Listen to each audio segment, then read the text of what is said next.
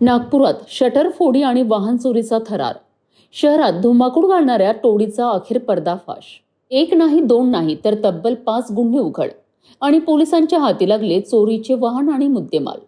नेमकं कोण आहे ही टोळी आणि कशी उघडकीस आणली?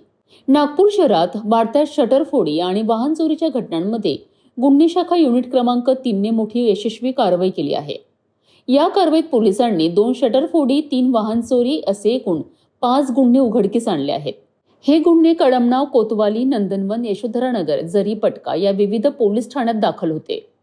तपासादरम्यान पोलिसांनी 23 वर्षीय मोहम्मद दिलशाद अन्सारी, 23 वर्षीय विवेक उर्फ विकी धोटे, 20 वर्षीय पियुष उर्फ गद्दू निमजे या 3 आरोपींना ताब्यात घेतले आहे. या आरोपींकडनं पोलिसांनी ई-रिक्षा, 2 ॲक्टिवा गाड्या, रोख रक्कम असा एकूण 1,43,780 रुपयांचा मुद्देमाल जप्त केला आहे. तांत्रिक तपास आणि सततच्या पाडतीमुळे ही टोळी पोलिसांच्या जाळ्यात अडकली आहे. सध्या आरोपींची वैद्यकीय तपासणी करून पुढील कारवाईकरिता त्यांना पोलीस ठाणे कळमना येथे सोपविण्यात आले आहे.